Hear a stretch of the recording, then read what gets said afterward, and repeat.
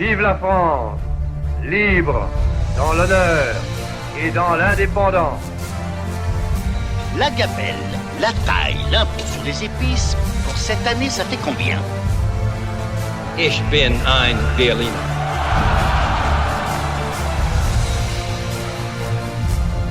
Et si l'histoire donnait le tempo de la musique du présent?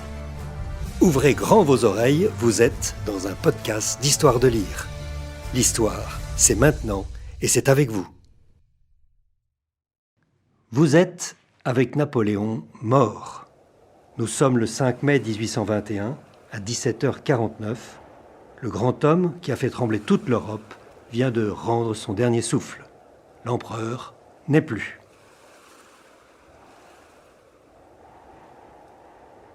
Napoléon est mort à Sainte-Hélène, son fils Léon lui a crevé le bidon, on l'a retrouvé assis sur une baleine, en train de sucer les fils de son caleçon.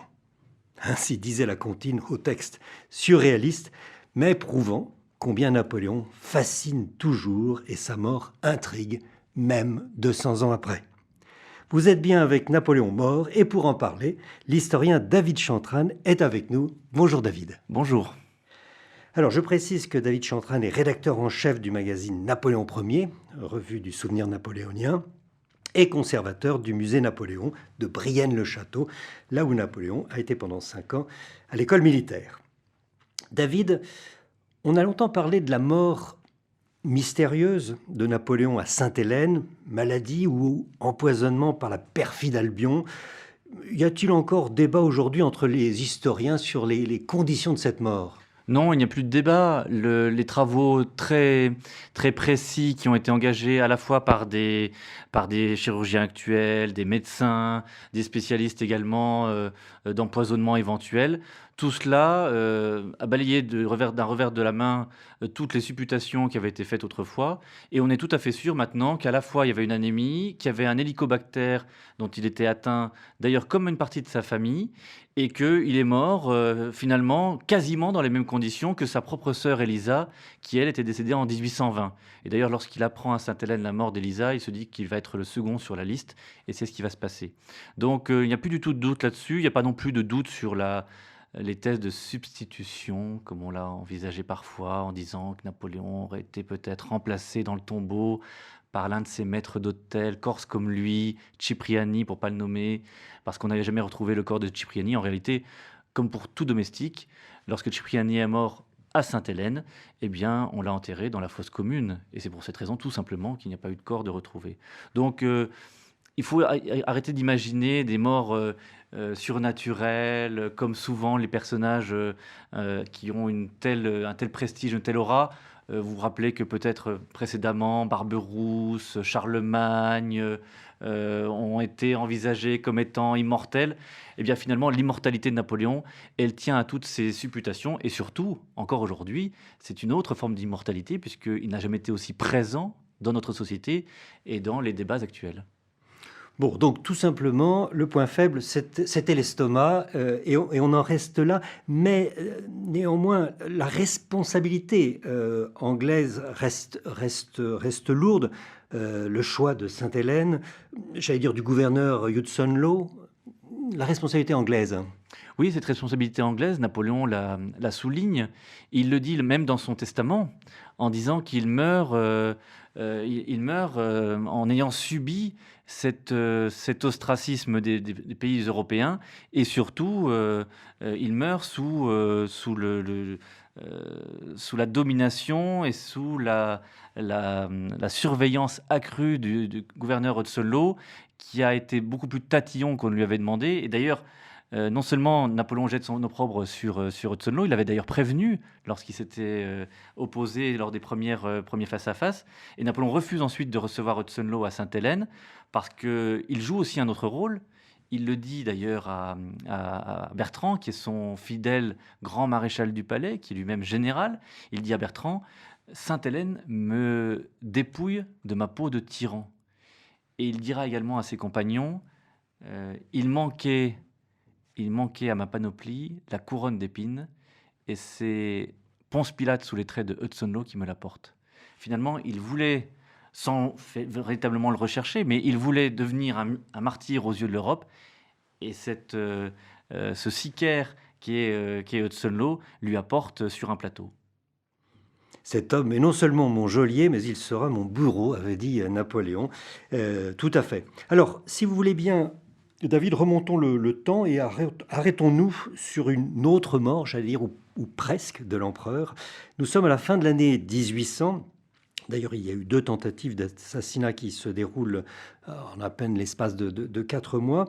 L'une est déjouée juste à temps, mais l'autre non. Racontez-nous ce dernier drame, veille de Noël du 3 Nivose de l'an 9. Alors, les tentatives d'assassinat de Napoléon, elles datent bien entendu au moment où déjà, jeune général, il prend les choses en main en Italie, en Égypte. Il est confronté à la mort régulièrement, à la fois sur le champ de bataille, mais également au-delà de cela. Devenu quasiment une sorte de chef d'État déjà en Égypte, mais même déjà en Italie, puisqu'il signe la paix avec les Autrichiens à Campo Formio, alors que le Directoire, qui est à l'époque le gouvernement en place en France, ne lui demande rien du tout, au contraire même, il demande d'exécuter les ordres mais de s'arrêter là. Eh bien Napoléon se mue en chef d'État et comprend qu'avec ce nouveau rôle, eh bien forcément, il est aux premières loges. Et lorsqu'il arrive au pouvoir cette fois-ci, après le double coup d'État des 18 et 19 Brumaire de l'an 8, c'est-à-dire précisément les 9 et 10 novembre 1799, eh bien déjà, Napoléon est confronté au stylet, au poignard d'un certain Barthélemy Arena, qui est lui-même corse aussi. Donc cette confrontation d'idées et cette confrontation également physique, il en est tout à fait conscient.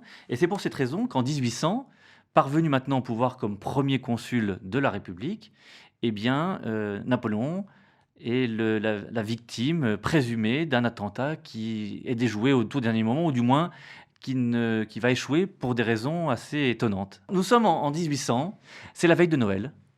Napoléon, qui n'est encore que Bonaparte, suivi ou précédé, parce que tout cela va se faire un peu de manière rocambolesque, par Joséphine, par Hortense, par tout un aréopage de personnes qui sont avec lui, et parce que Joséphine prend un peu de retard sur ses préparations, eh bien, Bonaparte, nous sommes la veille de Noël, le 24 décembre 1800, s'apprête à partir pour entendre l'oratorio de Haydn, la création, à l'opéra. Alors, ce n'est pas l'opéra qu'on connaît aujourd'hui, celui de Garnier, puisqu'il date de presque 75 ans plus tard. C'est encore l'opéra de la rue Lepelletier. Et pour y arriver, eh bien, le convoi du premier consul doit emprunter la rue Saint-Nicaise. Et dans cette rue de Saint-Nicaise, parce qu'on a pris du retard, et que le chauffeur peut-être a un peu trop bu, ça rappelle une princesse plus récente, malheureusement, eh bien Bonaparte demande à son chauffeur, à son cocher, d'aller plus vite, et comme par enchantement, ce cocher aussi un prénom prédestiné, puisqu'il s'appelle César. Alors César qui conduit Napoléon, tout le monde aura compris que l'histoire est en train de s'écrire. Eh bien, effectivement, c'est exactement ce qui se passe, puisque le chauffeur, voulant faire un peu trop de zèle, fait aller les chevaux trop vite, et une voiture piégée avec des tonneaux remplis de poudre noire explose finalement après le passage de la voiture du premier consul.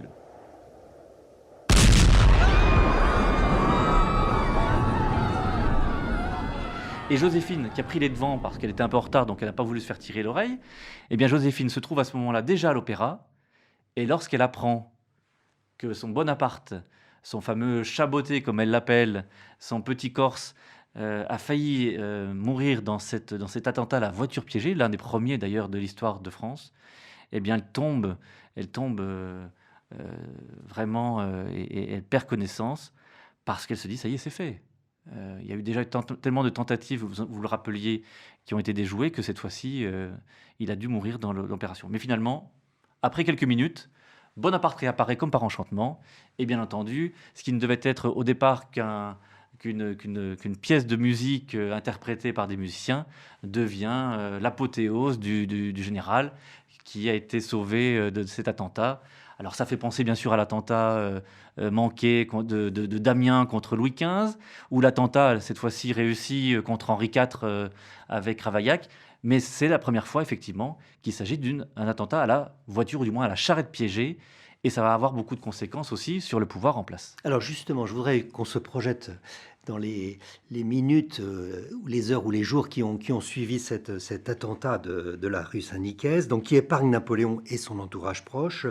Vous l'avez dit, par une succession d'heureux hasards, mais ce n'est pas le cas de nombreux innocents qui étaient là. Donc quelle est la réaction première de Napoléon face à ce drame? Il est très calme. Et lorsqu'il est très calme, c'est plutôt mauvais signe pour ceux qui ont cherché à l'atteindre. Hortense, qui est sa belle-fille maintenant par son union avec Joséphine, racontera ensuite « Je m'efforçais de calmer donc sa mère. Je lui expliquais que notre voiture seule avait été attaquée, que la force de la commotion en était la preuve et que la méprise avait sauvé le consul. Un morceau de glace me blessa légèrement à la main. Rapp s'était élancé le premier dans la rue Saint-Nicaise. Il voyait des hommes, des femmes, des enfants morts ou blessés, des membres épars, des décombres prêts à l'ensevelir, mais les cris des malheureux expirants ne purent l'arrêter. Parce que, chose très importante dans l'opération, et c'est pour cette raison que Napoléon va demander, enfin il est encore que Bonaparte, demande qu'une enquête soit diligentée, une jeune fille qui s'appelle Marianne Peuzol, qui avait 14 ans, et qui, sans le savoir, parce qu'on lui avait confié une mission de tenir une charrette qu'elle ne savait pas piéger, était morte dans d'affreuses souffrances. Et pour cette seule raison, Bonaparte, qui demandait des enquêtes, mais sans s'en soucier, là, cette fois-ci, non seulement parce que ça le concerne, mais surtout parce qu'il y a cet enfant de 14 ans qui est décédé dans l'attentat, demande que, et c'est son premier mot, « Quelle horreur, faire périr tant de monde parce qu'on veut se défaire d'un seul homme. Je demande que cette enquête aille jusqu'au bout. » Tant de monde, il y a eu combien de blessés? Alors, les victimes, elles se comptent à une douzaine à peu près.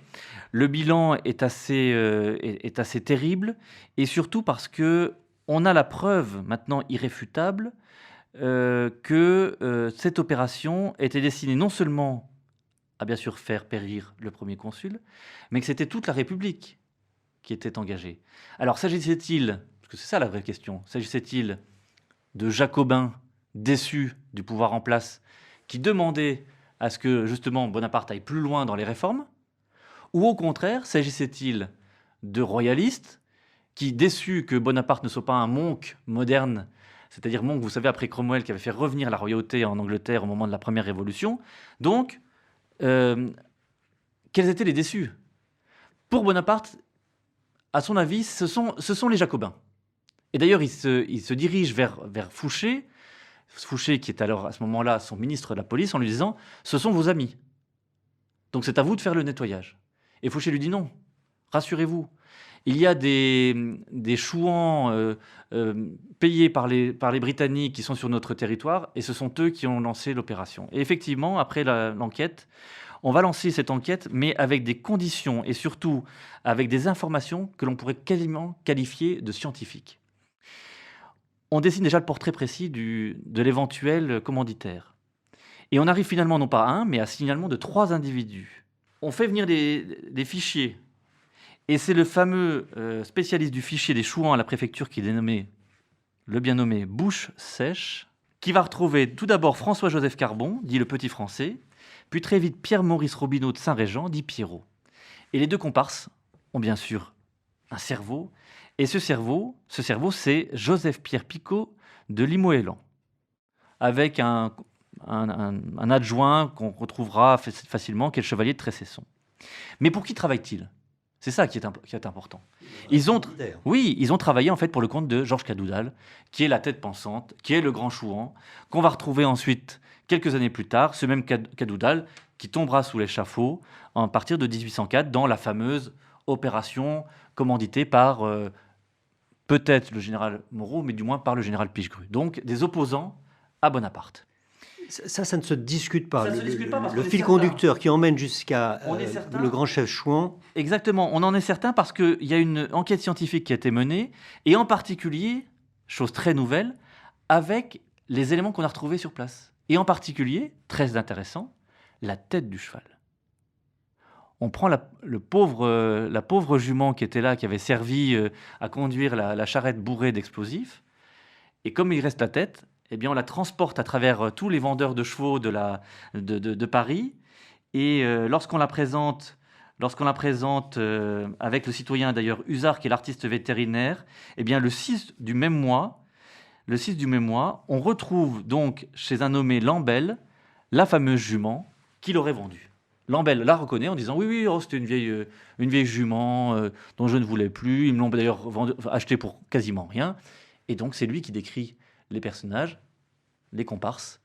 Et en recoupant les informations, eh bien, on est quasiment avec des experts aujourd'hui qui feraient une enquête scientifique. C'est exactement ce qui se passe et c'est la première fois que ça se fait à Paris. Et c'est pour cette raison d'ailleurs que Bonaparte ne va pas aller plus loin. Il est sûr d'avoir retrouvé les responsables de cette opération en affirmant d'ailleurs que tout cela n'a pas été fait contre lui-même. Et d'ailleurs, les chansonniers et les pamphlétaires vont récupérer l'opération en chantant « Cette machine infernale était faite d'un tonneau et renfermait au lieu d'eau beaucoup de poudre et de balles. Cette invention d'enfer avait des cercles de fer. » Et si c'est entré dans cette évolution, c'est-à-dire si les chansonniers s'en emparent, ça signifie que ça a frappé les esprits et qu'au-delà même du pouvoir personnel de Bonaparte qui est en train de se constituer en direction de l'Empire, eh bien que c'est plus largement que les moyens qui ont été employés dépassent l'entendement et là, on réunit vraiment toutes les réactions contre elle. C'est-à-dire que peu importe qu'on attente à la vie d'une personne, qu'on essaie de l'assassiner, mais s'il y a des victimes, j'allais dire collatérales comme on le dit aujourd'hui, là, ça dépasse l'entendement et donc ça va donner lieu à finalement à ce qui était l'effet inverse qu'ils avaient recherché, c'est-à-dire que Bonaparte, maintenant, il gagne un prestige qu'il n'avait pas encore auparavant. C'était ma question, mais vous y répondez déjà. Donc, merci déjà pour toutes ces explications liées à la naissance de la police scientifique. Et effectivement, je voulais savoir comment avaient réagi les Français, les Parisiens par rapport à ce drame, s'il y avait une portée symbolique d'un tel acte, à peine un an après le coup d'État. Voilà, est-ce que ça a plutôt renforcé, c'est ce que vous nous dites? Ça renforce le phénomène. Il faut savoir que 6 mois auparavant, lorsque Bonaparte est encore sur le champ de bataille de Marengo, le 14 juin 1800, le pouvoir est encore dans un équilibre instable. Si Bonaparte perd Marengo, ce qui a failli d'ailleurs arriver, parce que sans l'arrivée du général Desey à 17h sur le champ de bataille, cette bataille qui avait d'ailleurs été annoncée comme victorieuse à Vienne, les premières estafettes étaient parties en disant « ça y est, nous sommes victorieux, Bonaparte est défait ». En réalité, il a fallu donc cette présence opportune. Eh bien, on voit bien que le pouvoir était vacillant. Et d'ailleurs, les fameux Fouché, Talleyrand déjà commencent à conspirer en se disant « bon, s'il faut le changer, on le remplacera par d'autres généraux ». On pense déjà à Bernadotte, peut-être Murat. Donc, vous voyez, on pourra remplacer un personnage comme Bonaparte par un autre, pense-t-on à l'époque. Mais avec la victoire de Marengo, et surtout avec cet événement de l'attentat de la rue Saint-Nicaise qui a été déjoué, eh bien, Bonaparte en gagne un prestige et il a compris qu'il fallait faire l'union véritable de tous les Français. Que ce n'était pas uniquement qu'à mettre sur un programme politique, mais que désormais, la France d'Ancien Régime et la France républicaine, pour dire simplement les choses, les enfants de Louis XIV et les frères de Robespierre devaient être unis dans un même pays. Et c'est ce qu'il fait après l'attentat de la rue Saint-Nicaise, c'est-à-dire qu'il a pris conscience aussi de l'opération et il fait rentrer, à partir de ce moment-là, une grande partie de ceux qui ont émigré, qui servaient les troupes des Bourbons à l'extérieur et qui vont rentrer maintenant, à ce moment-là, en France. Alors justement, j'ai bien compris effectivement que cet attentat a plutôt servi l'image de Napoléon et renforcé son pouvoir. Je voulais savoir effectivement si ça avait des conséquences sur lui, s'il y avait un avant et un après cet attentat, c'est-à-dire concrètement, qu'est-ce qui a pu changer dans la tête, dans la politique de Napoléon? Et là, vous amorcez effectivement... Ça va changer deux choses. La première, c'est qu'il va y avoir un renforcement à la fois des conditions de surveillance, de la censure des journaux, donc on va dire le côté dur de l'opération. Et c'est pour cette raison que Joseph Fouché est installé maintenant durablement dans son poste. Ça, c'est la première chose. La seconde, c'est que Bonaparte comprend que son pouvoir aussi ne tient qu'à un fil, si l'on peut dire. On verra par la suite qu'il y a d'autres tentatives, que Fouché est toujours un peu là, la fameuse ténébreuse affaire, si grande ténébreuse affaire qui ensuite inspirera des romans.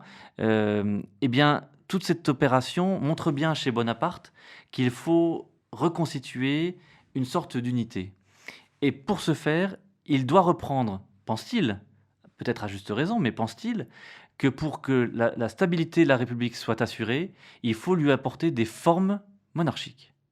Alors ça va passer par tout d'abord le consulat pour 10 ans, ce qui retrouve à partir des années 1801-1802, puis le consulat à vie, et donc d'une certaine manière, la marche à l'Empire est programmée dès ce moment de l'attentat de la rue Saint-Nicaise, parce qu'il a compris que tant que son pouvoir n'était pas installé, il n'y aurait pas de stabilité du régime, et que ce régime serait instable comme auparavant avec des tentatives de coup d'État. Lui-même était bien placé pour le savoir, puisque en Brumaire, c'est ce qu'il avait fait.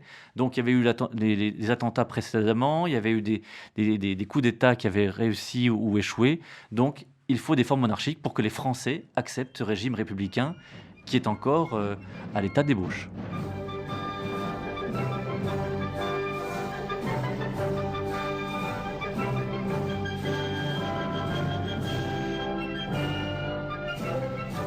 Et on voit effectivement les initiatives et les réformes qui vont se multiplier dans les mois et les années qui vont suivre. David Chantrane, cet attentat, ou j'allais dire ce miracle de la rue Saint-Nicaise, n'est qu'un des multiples événements qui auraient dû voir mourir l'empereur. Vous en racontez au moins 12 morts dans votre dernier livre, Les 12 morts de Napoléon, aux éditions Passé Composé. Quels sont les autres événements évoqués dans ce livre ?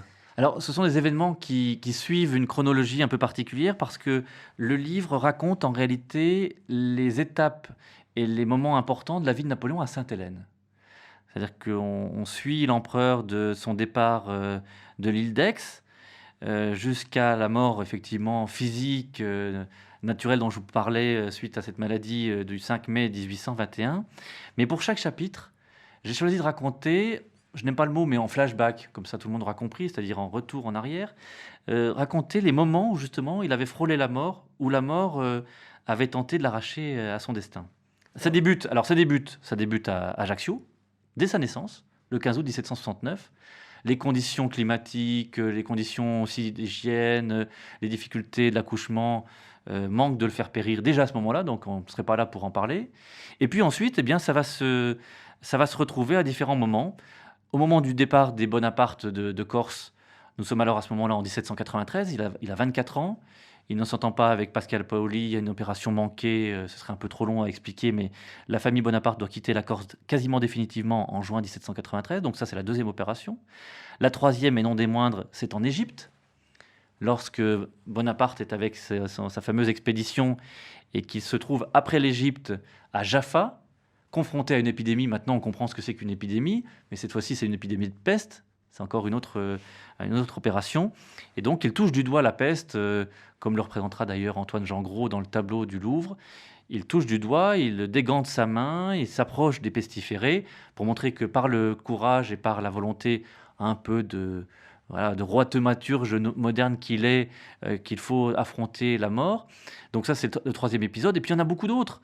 On parle de l'attentat de la rue Saint-Nicaise, mais auparavant, il y a eu tentative aussi d'attentat au moment du coup d'État de Brumaire, le 19 Brumaire à Saint-Cloud, où des stylets ont été sans doute portés contre lui, ou du moins c'est ce qu'il a voulu faire croire. Donc voilà, il y a eu plusieurs tentatives.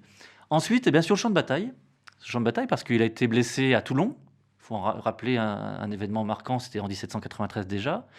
Il est également blessé à Ratisbonne en 1809. Il est également blessé, mais là, cette fois-ci, la campagne est un petit peu à l'arrêt, c'est à Moscou, lorsque l'incendie gagne la capitale religieuse des Russes. Donc nous sommes à ce moment-là en septembre-octobre 1812. Et puis, il manque de périr, mais cette fois-ci volontairement, en 1814 et en 1815. En 1814 parce qu'après avoir abdiqué une première fois à Fontainebleau, une semaine après, il tente de se suicider avec du poison qu'il portait sur lui, qu'avait préparé son chirurgien au cas où il serait fait prisonnier par exemple par des Cosaques en Russie. Mais comme le poison a déjà 2 ans, eh bien, l'effet s'est évaporé et il en est quitte pour un lavement d'estomac. Et l'année suivante, de retour de l'île d'Elbe, il lance cette opération qui le conduit à Waterloo. Et à Waterloo, il cherche à mourir volontairement. Mais il faut la sauvegarde et la protection justement de sa garde impériale pour qu'on le fasse se reconduire à l'arrière et qu'il reparte cette fois-ci pour abdiquer une seconde fois. Donc vous voyez, Napoléon a touché la mort du doigt à différentes reprises. Et j'en ai oublié une qui, à mon avis, est peut-être la plus marquante avec celle de l'attentat de la rue Saint-Nicaise. C'est l'attentat manqué de l'étudiant saxon Frédéric Staps, qui a tenté d'assassiner Napoléon au moment de la paix avec l'Autriche. Staps se trouvait à proximité et Napoléon déjoue le moment parce qu'il a à ses côtés un général qui est colmarien. Donc en tant qu'Alsacien, il a compris la langue allemande. Et en entendant les rumeurs, il met la main sur l'étudiant avant qu'il ne porte le couteau sur Napoléon. Et donc Napoléon s'entretient avec lui en lui disant si vous refusez de porter les armes contre votre empereur une seconde fois, évidemment, je vous laisse la vie sauve. Et Staps lui dit non. Tant que mon pays sera occupé par vos troupes et que vous serez toujours dominateur sur cette Europe, je continuerai. Donc il est passé par les armes. Et donc Napoléon comprend aussi à ce moment-là, comme avec l'attentat de la rue Saint-Nicaise, qu'il faut installer son pouvoir définitivement. Et c'est ce qu'il fait après cette tentative de 1809, parce qu'il divorce dès son retour d'avec Joséphine et il épouse Marie-Louise pour que sa dynastie soit installée durablement avec un héritier. C'est ce qui se passera un an après avec la naissance du roi de Rome, le fameux roi de Rome de l'Aiglon de Rostand, qui naît, lui, le 20 mars 1811. Bon, ne racontez pas toutes ces morts, David, puisqu'il faut qu'on ait envie de lire votre livre. Vous avez passé la bataille de Montereau où Napoléon déclare « Ne craignez rien, mes amis, le boulet qui doit me tuer n'est pas encore fondu », alors qu'il venait de passer juste à côté d'un boulet de canon. Oui, et puis parce qu'il a pris le canon, parce qu'il faut se rappeler que Napoléon est un artilleur de formation. Et pour montrer l'exemple, on n'est jamais si bien servi que par soi-même, il montre l'exemple en étant derrière le canon et en tirant lui-même contre les troupes adverses. Grand merci, David Chantrane. La conversation de ce podcast est inspirée, je disais, de votre dernier livre, Les 12 morts de Napoléon, aux éditions Passé Composé. Vous racontez donc les événements qui se sont déroulés pendant plus de 5 ans à Sainte-Hélène et vous revenez, vous l'avez dit, en flashback à chaque chapitre sur ces épisodes précédents de la vie de l'empereur, épisodes où à chaque fois il a failli mourir. Et il n'y a pas que le pont d'Arcole et la bataille d'Arango, vous nous l'avez dit, il y a eu 12, au moins et peut-être plus, je suppose, occasions de mourir. Et il a toujours été sauvé in extremis par un aide de camp, un cocher ou une chance insolente. Voilà, vous nous faites vivre avec vivacité et talent tous ces instants saisissants. Ce livre, je le dis, est à mettre entre toutes les mains, Les 12 morts de Napoléon de David Chantrane, aux éditions Passé Composé.